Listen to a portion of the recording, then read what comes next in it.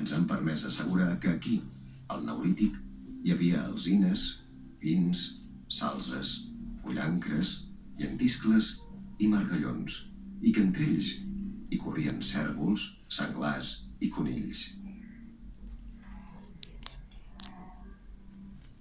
Aquest entorn estava cobert per una vegetació diversa, tot un mosaic de comunitats pròpies del clima mediterrani.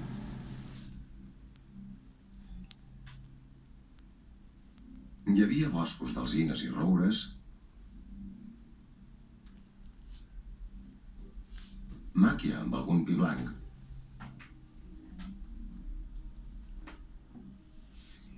garrigues i brolles. I prop de les rieres hi havia un bosc fresc i frondós. La plana començava a ser ocupada pels primers camps de cultiu.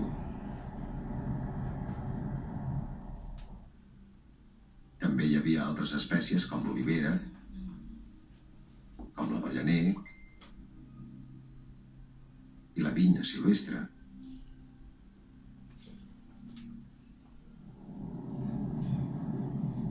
Senglars, cérvols, conills, cabres, ovelles, bous i algun porc s'encarregaven de donar moviment a aquest paisatge. I enmig de tot allò hi havia una presència rellevant, l'ésser humà.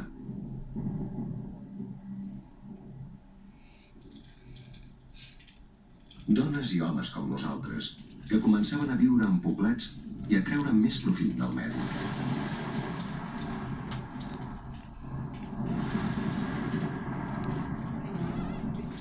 Aquelles persones començaven a voler controlar la natura, però encara vivien sota la seva força.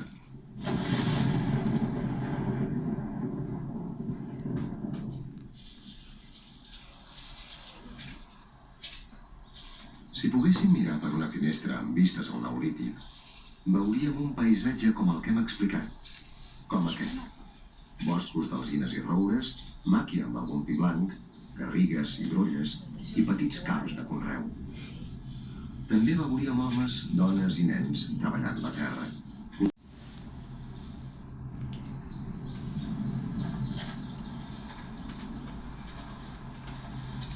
I és clar, al Neolític, l'home també seguia caçant i pescant com havia fet sempre.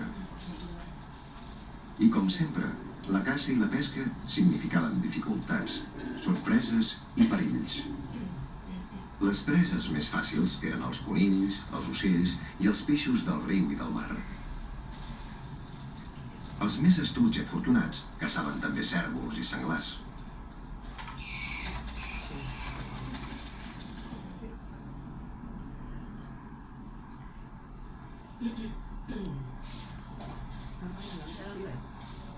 En mirar per aquesta finestra amb vistes al Neolític, ens hem adonat que hi havia moltes possibilitats d'alimentar-se.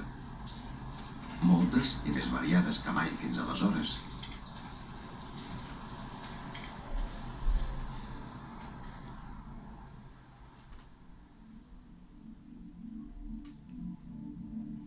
Al Neolític, les persones van aprendre a transformar molts productes de la terra, com el blat i l'ordi, que es conservaven en sitges i en gerres de ceràmica. Dels grans se'n feia farina, que després es transformava en pa. També s'aprofitaven les fibres de plantes com el lli i l'espart per teixir. Aquests anys, com eren físicament? Com es relacionaven entre ells? Quin era el seu món simbòlic? Les comunitats que van explotar les mines de Gavà eren grups familiars no molt diferents a nosaltres. L'alçada mitjana no era molt diferent a la que teníem fins fa 30 anys. La dels homes, 1,64 m, i la de les dones, 1,51 m. L'esperança de vida es situava al voltant dels 30 anys. Les dones morien abans, moltes d'elles durant el part. Hi havia molt poques persones de més de 60 anys.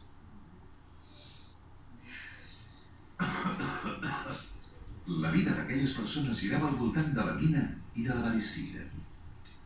I això fou així durant més de 800 anys.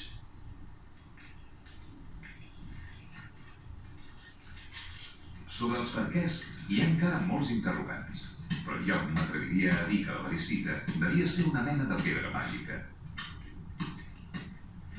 Un fruit del mar a terra amb un gran valor simbòlic. I aquelles persones devien ser un grup singular, els escollits per extreure la pedra verda. El que és segur és que aquestes comunitats neolítiques eren societats molt desenvolupades. Altrament, no haguessin pogut construir mines tan complexes com les d'ara.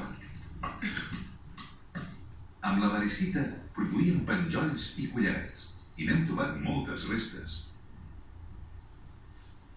Una gran part la dedicaven a l'intercanvi molt arrelat a les primeres societats agrícoles del Neolític. D'aquesta manera s'establien aliances amb les comunitats veïnes. La variscita no només era omnipresent en la vida d'aquests éssers humans, també els acompanyava en la seva mort. I això ja és molt més que una hipòtesi, perquè n'hem trobat moltes proves.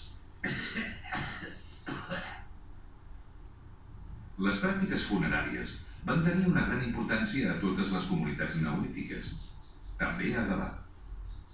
Aquí es van aprofitar els pous d'algunes mines abandonades per a l'enterrament dels difunts. Gràcies a això, s'han conservat restes d'ofrenes i d'esquelets que ens han permès reconstruir les cerimònies funeràries amb molta certesa.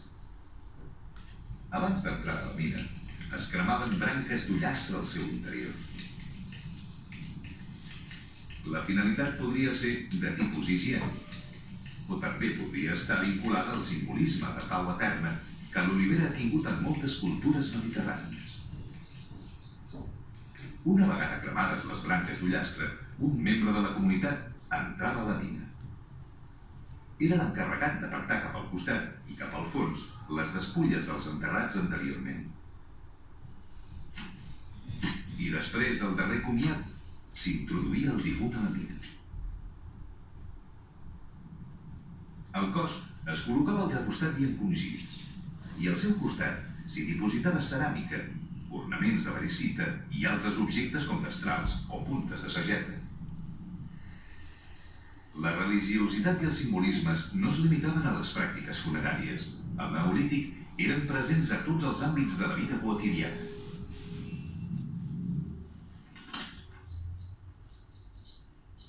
La Venus de Gavà, trobada en fragments a una de les mines, ens ha donat moltes pistes. Per començar, és una prova del culte a la fecunditat, a la deessa mare. Segurament, aquesta fecunditat anava més enllà del sentit reproductor. També s'invocava pensant en les collites de l'agricultura i en els minerals de la mina. Aquesta deessa també ens evoca la dualitat de la natura, la foscor del color negre de la ceràmica i la llum del sol, la nit i el dia, la mort i la vida, la terra i el cel, la dona i l'home, la dualitat. I fins aquí els meus dibuixos, una aproximació a la vida de la gent que va explotar les mines de Gavà ara fa 6.000 anys.